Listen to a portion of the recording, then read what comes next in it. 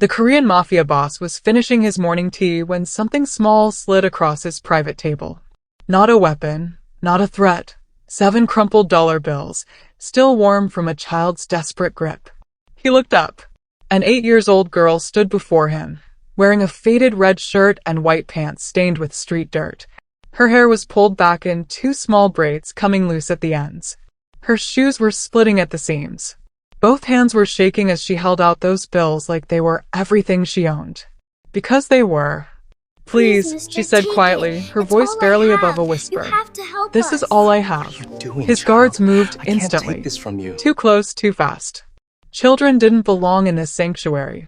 Children meant complications nobody wanted. But Jun-suk raised his hand, stopping them. No one paid him $7. People paid him in briefcases. In wire transfers that moved millions across borders. In the kind of fear that kept entire neighborhoods quiet. He set down his teacup with deliberate calm, his eyes never leaving this impossible child. What do you want? He asked in Korean, then repeated in English when he saw her struggle to understand.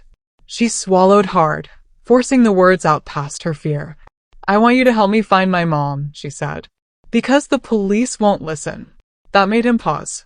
She leaned closer, her voice trembling but steady with a determination he recognized from decades of reading desperate people. They said if I told anyone, she wouldn't come home. But I didn't tell. I'm hiring someone. That's when he noticed the details. Her knuckles were bruised, scraped raw from something recent.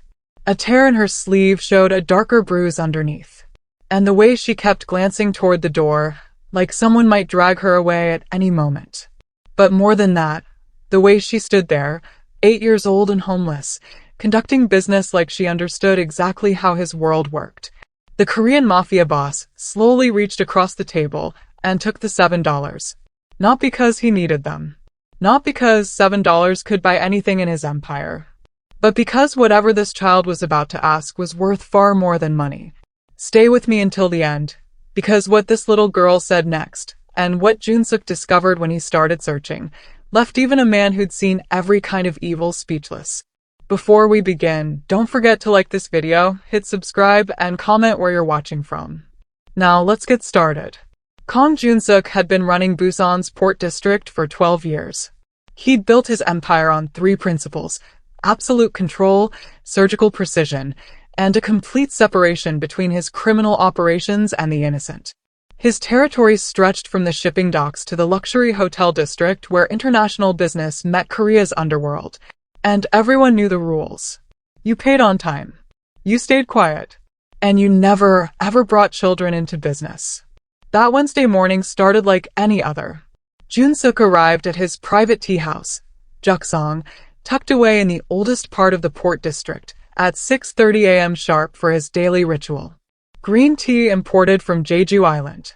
Financial reports detailing the previous night's collections. Intelligence briefings about rival organizations. His black Mercedes waited outside, engine silent, while his security team maintained a perimeter that even Busan's police had learned not to cross. The neighborhood knew this routine. When Jun-suk's car appeared on the narrow street, shop owners began their day under his protection. The fish market vendors arranged their catch. The dock workers started their shifts. The hotel managers in his legitimate businesses opened their doors. Everyone moved with the kind of careful respect that comes from knowing exactly who keeps the peace and what happens when that peace is broken. When Jun-suk sat at his corner table at 6:45 sharp, people found somewhere else to be. Mothers who'd been walking their children to school suddenly remembered errands in different directions. Business owners who needed to pass by his tea house checked their watches and decided to wait 10 minutes. And the smart ones, the ones who'd lived in this neighborhood long enough to understand power, simply crossed the street before they got too close. But this little girl didn't cross the street. She didn't run when she saw his guards. She walked straight through a security perimeter designed to stop armed assault teams, past men who'd served in Korea's special forces, through a neighborhood that whispered warnings to anyone foolish enough to approach the untouchable without an appointment. She did it carrying $7 and a hope so pure it was dangerous. Jun-suk had seen desperate people before.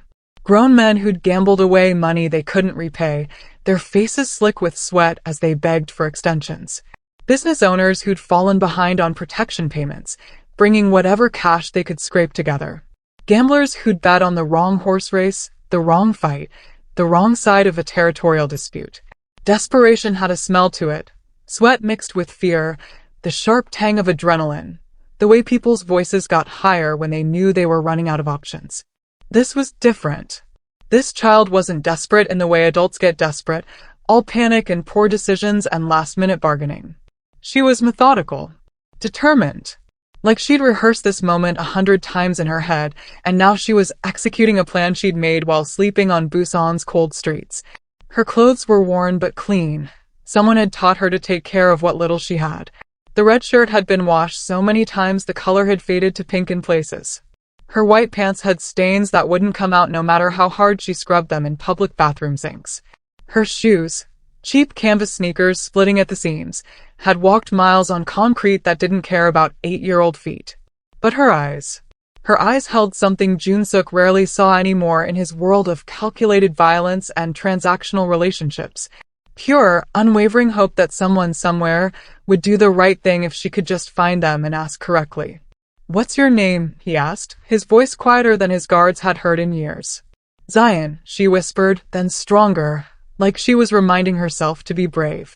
"Zion Harrison. And my mom is Helen Owen." Jun-suk felt something cold settle in his chest. Owen. Helen Owen. The name triggered a memory. Employee files, hotel staff, late-night cleaning schedules. One of his people. Working in his hotel. Under his protection, even if he'd never consciously thought about individual maids before this moment. "Where is your mother?" he asked, though some part of him already knew the answer would be bad. Zion's voice got smaller, but she didn't cry. "Not yet. She's gone. They took her 7 days ago after she left your hotel. After she cleaned your office. His hotel. His territory. Someone had taken one of his employees, a single mother with an 8-year-old daughter, from right under his nose." "Why me?" Jun-suk asked, genuinely curious now.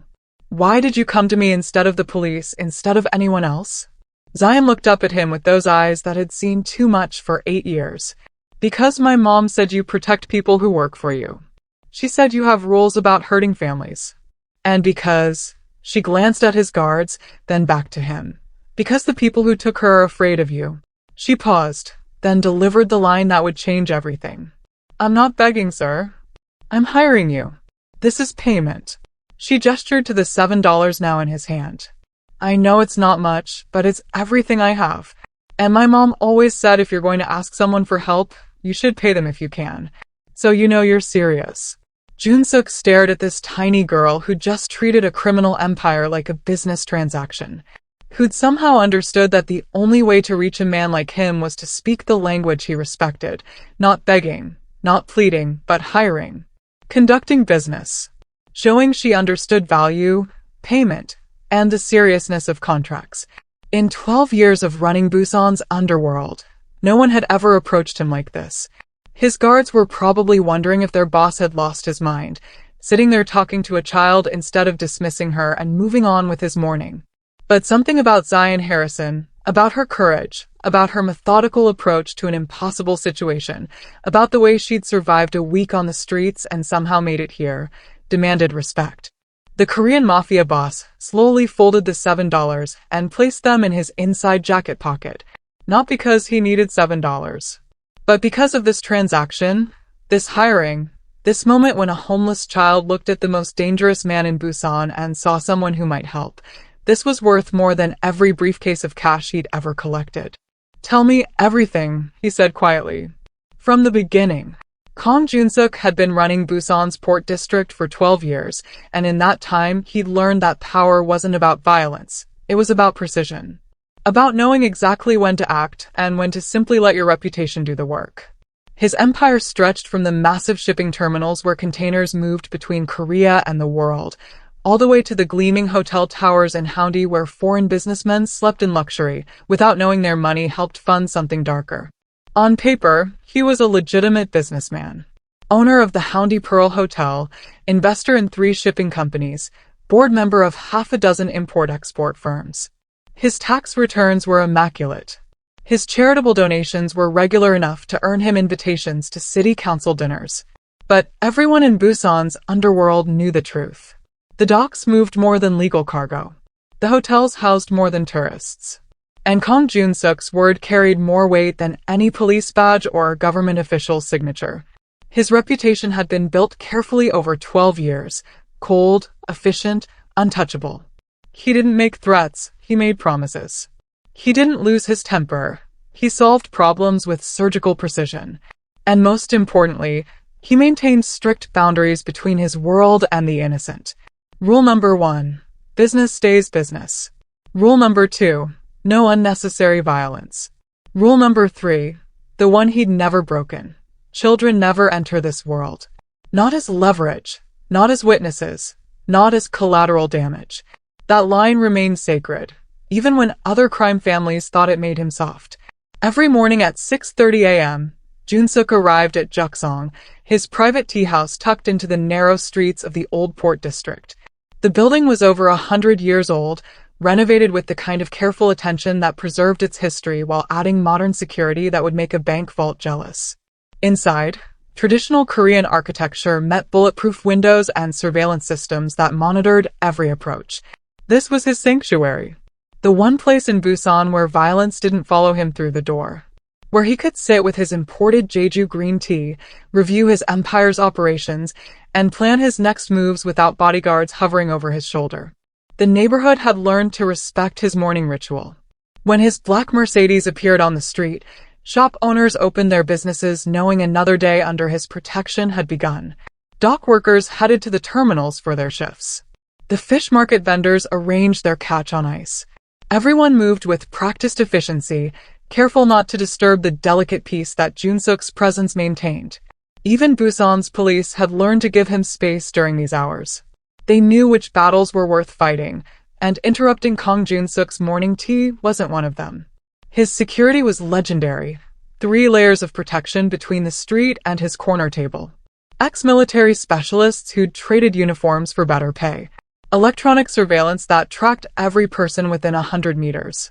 And a reputation so fearsome that most threats never materialized because people knew better than to try. But on this particular Wednesday morning, all that security, all that reputation, all 12 years of careful control would prove completely useless against an 8-year-old girl with $7 and nothing left to lose. The first indication something was wrong came when Jun-suk's head of security, Min-jun, spoke urgently into his earpiece. Through the tea house window, Jun-suk could see his men converging on something, or someone, approaching from the fish market entrance. Their body language was confused rather than aggressive. That alone was unusual. Then she appeared. A little black girl, maybe 8 years old, wearing a bright red t-shirt that had been washed so many times the color had started to fade. Her white pants were stained with dirt that wouldn't come out no matter how hard she'd scrubbed them in whatever public bathroom she'd found. Her shoes, cheap canvas sneakers, were literally splitting apart at the seams, held together by what looked like determination alone. Her hair was pulled back into 2 small braids that were coming loose, strands escaping around her face. She was thin in a way that spoke of missed meals, not genetics. And she was walking straight toward his table with the kind of focused determination that made his guards hesitate. Children didn't come here. Ever. The neighborhood mothers made sure of that. Min-jun stepped in front of her, one hand raised. "This is private property. You need to leave." The girl stopped, but she didn't retreat. Instead, she reached into her pocket and pulled out a small, crumpled wad of bills. Jun-suk watched, genuinely curious now, as she carefully unfolded them. 7 $1 bills, creased and soft from being folded and refolded countless times. "I need to see Mr. Kong," she said in English, her voice small but steady. "Please. I have payment." That's when Jun-suk stood and walked to the door. His guards parted immediately. Up close, he could see more details. The dirt under her fingernails. The way her clothes, while dirty, showed signs of being maintained. She'd tried to wash them, tried to stay clean despite obviously sleeping rough. There was a scrape on her left knee, partially healed. A bruise on her wrist, yellowing at the edges. But what struck him most were her eyes. Dark brown and exhausted, but holding on to something fierce and unbreakable. Hope mixed with desperation mixed with a courage that didn't belong on an 8-year-old's face. "How did you get past security?" he asked in English. "I walked," she said simply. "Nobody stops kids during the day. They think we're just playing." Smart. Disturbingly smart. "What's your name?" "Zion Harrison." She held up the $7 with both hands, like an offering. Like everything she owned, because it probably was. "And I'm not begging, sir. I'm hiring you. This is 1 week of asking people for help. Every dollar I could get. It's not much, but my mama always said if you're going to ask someone for something important, you should pay them what you can, so they know you're serious." Jun-suk stared at this impossible child, who just treated his criminal empire like a business transaction. Nobody had spoken to him like this in 12 years. Maybe ever. "Hiring me for what?" "To find my mom. Helen Owen. She disappeared 7 days ago after she left your hotel." And just like that, everything changed. Jun-suk felt something cold settle in his chest at the name. Helen Owen. He didn't know his hotel employees by name. There were over 200 people on staff, but the name triggered something. A black woman. Housekeeping. Late shift. One of his people. Under his protection, even if he'd never consciously acknowledged individual maids before this moment. "Min-jun," he said quietly. "Clear the tea house. And bring me the hotel employment files. Now." His head of security nodded and spoke rapidly into his radio. Within 90 seconds, the tea house was empty except for Jun-suk, Zion, and 2 guards stationed at the exits. Jun-suk gestured to the chair across from his table. "Sit. Tell me everything." Zion climbed into the chair, her feet dangling above the floor. She placed the $7 carefully on the table between them, like signing a contract. "Mama worked at your hotel. Houndy Pearl. She cleans rooms during the day and does office cleaning at night for extra money. Last Wednesday she had a late shift. She was supposed to clean the executive offices on the top floor. Your office." The cold in Jun-suk's chest spread. His office. His territory. His responsibility. "She texted me at 10:47 p.m. Said she was finishing up and would be home by midnight. She never came home. Did you call the police?" Zion's expression was older than her years. "I tried. They said Mama probably just left. That it happens with single mothers sometimes. They took a report but they weren't going to look for her." "Not really." Min-jun returned with a tablet, already pulled up to the employee database. He showed Jun-suk the screen. Helen Owen, 34, hired 8 months ago. Perfect attendance. No disciplinary issues. Emergency contact. Zion Harrison, daughter. There was a photo. A woman with kind eyes and the same determined expression her daughter wore. "Show me the security footage from last Wednesday," Jun-suk said. Executive floor, 10:30 p.m. to midnight. While Min-jun worked, Jun-suk studied Zion. "Where have you been staying this week?" "Different places. Near the docks mostly. There's a spot under the pier where the rain doesn't reach." Under the pier. This 8-year-old had been sleeping under the pier for 7 days while saving money to hire him. The tablet screen lit up with footage. There was Helen, pushing a cleaning cart down the hallway at 10:43 p.m. She entered Jun-suk's office at 10:51. The timestamp showed her leaving at 11:17, locking the door behind her. She walked to the elevator. Pressed the button. And then nothing. The elevator came. The doors opened. Helen stepped inside. But the lobby footage showed no one exiting that elevator. Not at 11:20. Not ever. Someone had intercepted her between the 15th floor and the ground. In his hotel. Under his protection. Jun-suk looked at Zion, at this brave, impossible child who'd somehow made it here, and felt something he hadn't experienced in years. Not anger. Anger was unprofessional. This was colder. More dangerous. Someone had broken his rules. Had taken one of his employees. Had made this child sleep under a pier for a week. "I'll find your mother," he heard himself say. "Stay here where it's safe." Zion's eyes filled with tears for the first time. "You promise? You'll bring her home." And Jun-suk made the promise that would haunt him forever. "I'll bring her home to you." Within an hour, Jun-suk's entire network was activated. Phone calls went out across Busan like ripples in dark water. Every informant, Every contact, every person who owed him favors or feared his displeasure received the same message. Find Helen Owen. Find out who took her. Find out why. The answers came back faster than he expected, and each one made the situation worse. His technology specialist, Jiwoo, pulled traffic camera footage from around the hotel. A white van had been parked in the service alley at 11:15 p.m. Two men, faces obscured, had entered through the loading dock, an access point that should have been locked and monitored. The hotel's security supervisor would answer for that failure later. The van left at 11:34 p.m. License plates were stolen, reported missing from a car in Gimhae 2 weeks ago. But Jiwoo tracked it through city cameras. It headed south, toward the industrial port district, toward shipping container yards that Jun-suk knew very well because he controlled most of them. That's when his stomach dropped. Pull up the Namhang container terminal manifests, he ordered. Everything loaded in the past week. His logistics coordinator, Sang-min, brought up the shipping schedules on the large screen. Container movements, destinations, cargo declarations. Most of it was legitimate trade. Some of it was Jun-suk's own operations, smuggled electronics, luxury goods avoiding tariffs, the usual profitable illegality. But 3 containers caught his attention. Shipped by a company he didn't recognize. Declared as empty. Destination, various ports in Southeast Asia. One left 6 days ago. One left 4 days ago. One was still in the yard, scheduled to ship tomorrow. Who authorized these shipments? Sang-min's face went pale. These aren't in our system. Someone bypassed our approval process. Rival syndicate. Had to be. The CEO organization had been pushing into his territory for months, testing boundaries, seeing what they could get away with. But this was a declaration of war. Jun-suk's phone buzzed. A message from one of his informants in the red light district. 3 women had gone missing in the past month. All immigrants. All working off-books jobs where no one would report them missing. The word on the street was trafficking.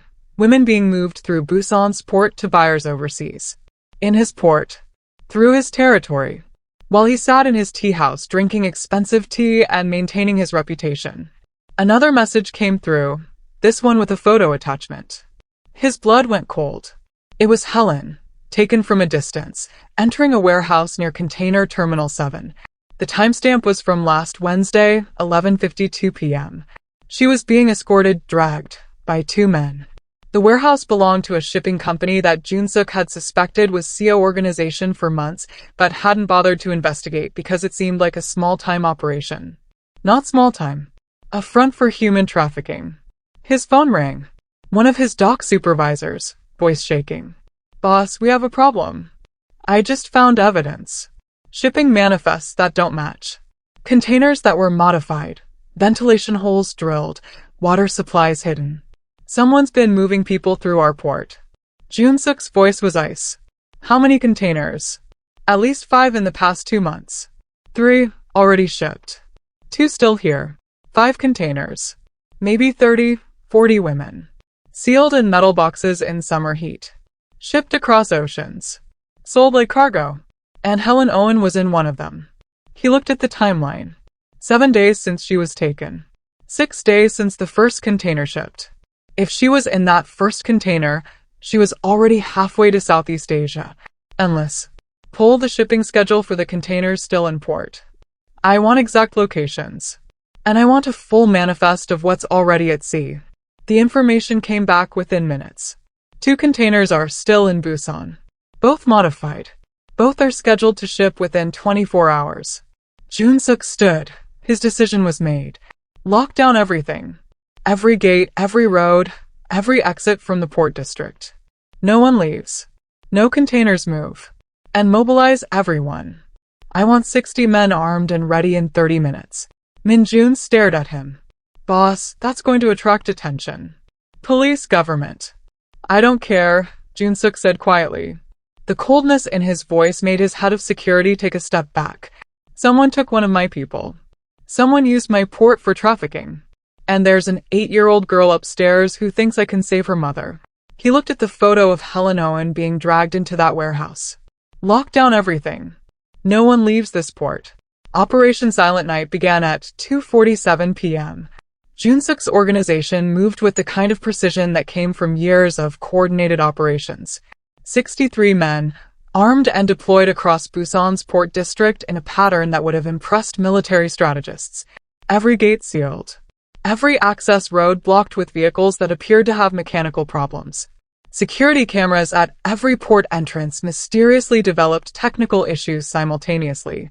Even the harbor patrol boats that usually monitored the waterways received anonymous tips about a gas leak that required them to evacuate the area. Junsook stood in the back of a mobile command center, a nondescript delivery truck parked 3 blocks from the main container yards. Inside, screens showed live feeds from his men's body cameras and drone surveillance flying patterns that stayed just below radar detection. The Namhang container terminals stretched before them like a steel maze. Thousands of containers stacked 6 high, creating corridors and dead ends. The perfect place to hide something, or someone, you didn't want found. Team 1, move in from the north. Team 2, south entrance. Team 3, secure the warehouse district. Anyone who resists gets put down. Anyone who runs, you let them run straight into Team 4's perimeter. I want this clean, fast, and total. The assault began. His men moved through the container yards like ghosts. Ex-military training showed in every step, every hand signal, every coordinated breach. The first CO organization guard went down before he could reach his radio. The second managed to draw his weapon but not fire it. Container by container they searched. The first one they opened was declared as machine parts. It actually contained machine parts. Legal cargo. The second container was supposed to be empty. When they broke the seal, the smell hit them immediately. Human waste. Fear. Death. Inside, 4 women huddled in the back corner. Malaysian, based on their panicked words. Dehydrated. Traumatized. Alive. Junsook's medic team moved in immediately with water, blankets, emergency care. The women were loaded into unmarked vehicles and transported to a private clinic where no questions would be asked and treatment would be immediate. The third container held bodies. 3 women who hadn't survived the heat, the dehydration, the suffocating metal coffin they'd been sealed into. Junsook stood outside that container, staring at what his territory had been used for, and felt something crack inside his carefully maintained control. Keep searching, he said quietly. All of them. Every single container in this terminal. They found 2 more shipments of human cargo. 7 women total, pulled alive from conditions that would haunt his men's dreams. Each rescue raised hope that Helen might be in the next one. Each empty container brought dread. The CO organization's men fought back, but they were outnumbered and outmatched. Junsook's teams moved with brutal efficiency. Anyone connected to the trafficking operation didn't walk away. He'd given clear orders. Clean the entire operation. Make it so complete that nothing remained. By 5:30 p.m., they'd searched 47 containers and secured the entire terminal. 2 containers remained. According to the manifest Jiwoo had decoded, these were the ones modified most recently. The ones scheduled to ship tomorrow. Container 7 and Container 12. Junsook walked toward container number 7 personally. His hands were steady as he reached for the seal, but something in his chest was screaming that this was the one. This was where he'd find Helen. This was where he'd be able to keep his promise to Zion. He broke the seal. The smell hit him first. And Kang Junsook knew, before he even opened the doors fully, that he'd arrived too late. The afternoon sun cut through the open container doors, illuminating a scene that would never leave Junsook's memory. 7 women inside. 6 along the walls, 1 in the center. All dead. The medical examiner would later estimate they'd been gone for 4 days, maybe 5. Killed not by the container's conditions, but by violence. Systematic. Intentional. Helen Owen lay in the center, her hotel uniform still identifying her as Houndy Pearl staff. Junsook stood perfectly still, his face a mask of professional calm that hid the collapse happening inside his chest. He'd seen death before. Ordered it. Witnessed it. Inflicted it when necessary. But this was different. This was failure. This was a promise broken to an 8-year-old girl who'd trusted him with everything she had. His second in command, Sang-min, appeared beside him. Boss, we have the CO leadership. 5 of them. They were trying to escape through the south gate. Bring them here. Within minutes, 5 men were forced to their knees in front of container number 7. The leader, Park Tae-sung, was a mid-level crime boss who'd been operating in Jun-suk's territory for 6 months. Jun-suk had tolerated him because he'd seemed small-time. Insignificant. Fatal miscalculation. You took one of my hotel employees, Jun-suk said quietly, his voice carrying the kind of cold that made smart people run. Why? Park Tae-sung laughed, blood running from his split lip. We needed information about your operations. Figured a maid would talk to save herself.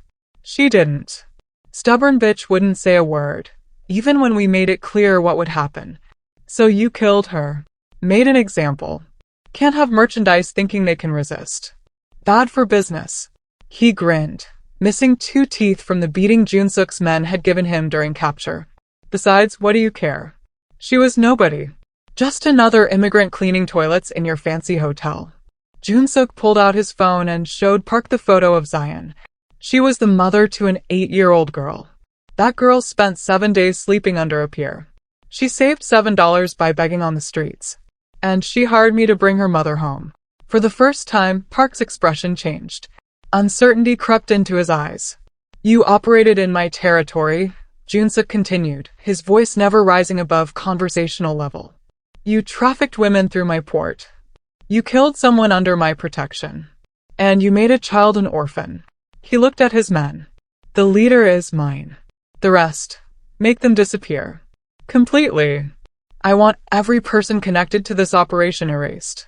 Check their phones, their records, their associates. Anyone who knew about this and didn't stop it goes with them. What happened next took less than 3 minutes. Jun-suk had learned long ago that vengeance didn't require drama. It required efficiency. When it was over, he stood alone in the container yard while his men coordinated a cleanup that would leave no evidence, no bodies, no trace that the CO organization had ever existed in Busan. The surviving women were already at his private clinic receiving treatment and being offered protection, new identities, safe passage to wherever they wanted to go. Money that would help them rebuild. It wouldn't fix what had been done to them, but it was something. But Helen Owen was beyond help, beyond rescue, beyond the promise he'd made. Jun-suk pulled out his phone and looked at the time. 6:43 p.m. Zion had been waiting at the tea house for 7 hours, watching the door, believing her mother would walk through it because he'd promised. The walk back to his Mercedes felt like the longest distance he'd ever traveled. His driver didn't speak. His guards maintained professional silence. Everyone in his organization knew what finding that container meant. The drive through Busan's evening traffic was a blur. The city continued as normal. Families having dinner, couples walking along the beach, tourists enjoying the nightlife. None of them knew that something fundamental had just shifted in their city's underworld. When Jun-suk arrived at the tea house, he could see Zion through the window. She was sitting in the chair where he'd left her, wearing a clean shirt one of his staff had found for her, her face pressed against the glass, watching every car that passed. Watching for her mother. He sat in the car for a full minute, trying to find words that didn't exist. How did you tell a child that you'd failed? That all your power, all your reputation, all your resources had proven worthless when they mattered most? Finally, he got out of the car and walked inside. Zion turned at the sound of the door. Her eyes went to his face, searching for the answer before he could speak. Did you find her? She asked, her voice small and full of hope that was about to shatter. Jun-suk crossed the room and did something he'd never done before. He knelt in front of a child. This brave, impossible child who'd trusted him. I found her, he said quietly. Zion, I was too late. I'm sorry. I failed you. The words hung in the air between them. For a long moment, Zion didn't react.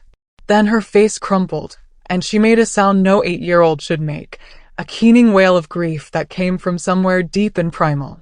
Jun-suk caught her as she collapsed, holding this stranger's child while she cried for the mother who would never come home. And for the first time in 12 years of running Busan's underworld, Kang Jun-suk felt tears on his own face. They stayed like that for 20 minutes, Zion crying until she had no tears left, Jun-suk holding her while his entire organization waited in respectful silence outside. When her sobs finally subsided into hiccuping breaths, she pulled back and looked at him with red, swollen eyes. "Where do I go now?" she whispered. The question destroyed him more than her crying had. Jun-suk reached into his jacket pocket and pulled out the $7 she'd given him that morning. A lifetime ago. He unfolded them carefully and placed them in her small hand. "This can never pay for what I owe you," he said quietly. "Your mother died because I wasn't paying attention to my own territory. Because I was too slow to act. Because I failed to protect someone under my responsibility." Zion stared at the money, then back at him. "What happens to me?" The question every orphan had to ask. The question he'd asked himself 40 years ago when his own mother died. "You stay with me," Jun-suk heard himself say. "Always. If you want to."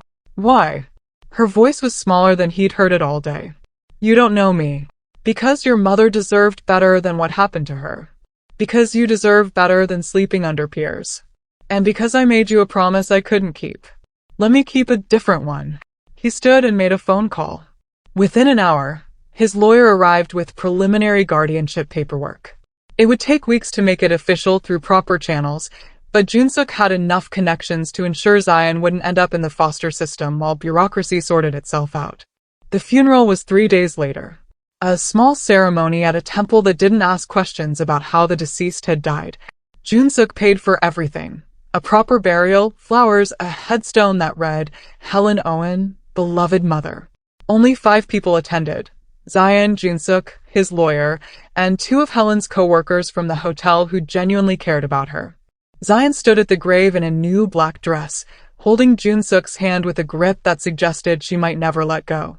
After the service, while Zion was being driven to the secure apartment Jun-suk had prepared for her, he made one final round of calls. The systematic elimination of everyone connected to Helen's death had been efficient, but there were loose ends. Associates who'd known what the CO organization was doing. Buyers who'd been waiting for the next shipment. Corrupt port officials who looked the other way. By the end of the week, Busan's trafficking operation had been completely erased. The surviving women were relocated with new identities and enough money to start over. The modified containers were scrapped. Every person who'd profited from human misery was gone. It didn't bring Helen back. It didn't fix what had been broken. But it ensured nothing like this would happen in his territory again. Zion moved into a private room in the secure compound behind Jun-suk's main residence. He hired a trauma counselor who specialized in childhood grief. Enrolled her in an international school where her English would be an asset. Made sure she had everything a child could need: clothes, toys, books, safety. But mostly he just made sure she wasn't alone. Some nights she woke up screaming. Jun-suk would sit with her until she fell back asleep. Some days she wouldn't talk to anyone, just stared out the window. He learned to recognize when she needed space and when she needed presence. Slowly, carefully, they built something that wasn't quite a family but was more than guardian and ward. She called him Jun-suk SSI in formal Korean. He called her Zaina with the gentle suffix reserved for children. They ate breakfast together. He helped with homework. She asked questions about his business that he deflected with practiced ease. The $7 went into a frame on his office wall, next to a photo of Helen that Zion had given him. A reminder. A debt that could never be fully repaid. Some debts can't be settled with money or violence. They can only be honored through every day that follows, every choice made, every promise kept. Kong Jun-suk had failed to save Helen Owen. But he could still protect her daughter.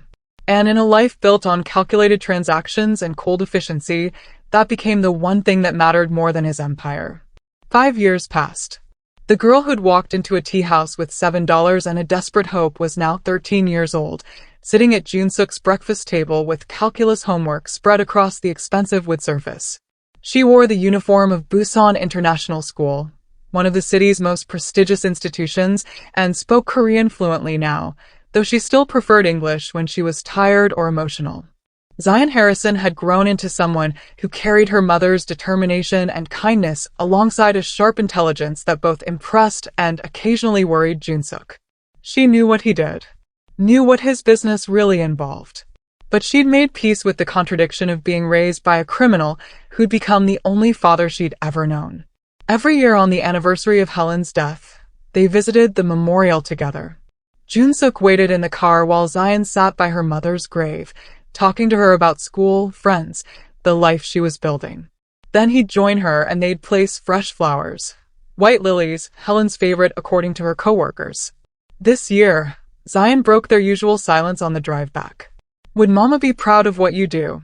she asked, staring out the window at Busan's skyline. "To keep me safe, I mean." "All of it." Junsook knew this question would come eventually. 13 was old enough to understand moral complexity, young enough to still believe in clear answers. "I don't know," he said honestly. It was the most truthful thing he could offer her. "I think she'd be proud of who you're becoming. Beyond that, I can't say. Do you regret it? Taking me in?" "Never." That answer came immediately, without calculation. Not once.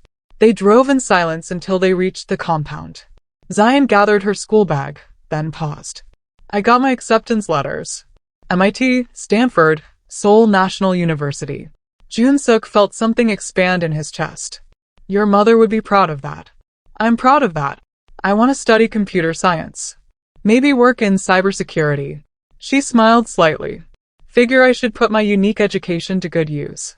In his office, the framed $7 hung next to Helen's photo and, more recently, Zion's academic awards and school photos. A wall that documented an impossible redemption. Not complete, not perfect, but real. That evening, Junsook sat at his desk reviewing reports from his various operations. His empire had grown larger, more sophisticated, but he'd also implemented new protocols. Every employee in every business he controlled had emergency contacts on file, security procedures that actually meant something, and an absolute, unbreakable policy about trafficking that his entire organization understood carried a death sentence. He pulled up the security camera feed that showed Zion in her room, working on homework with the kind of fierce concentration she'd inherited from her mother. Safe. Protected. Building a future that Helen had worked herself to exhaustion trying to provide. The $7 in their frame caught the light from his desk lamp. A reminder of the day a homeless child had hired him for everything she owned. The day he'd made a promise he couldn't keep and broken every rule he had. Some debts can't be repaid. They can only be honored through every day that follows. Through every decision made, every promise kept, every moment spent protecting something more valuable than any empire. Kang Junsook had learned that lesson 7 days too late to save Helen Owen. But he still had time to honor her memory by raising her daughter right. And in a life built on calculated transactions and cold efficiency, that had become the only thing that mattered.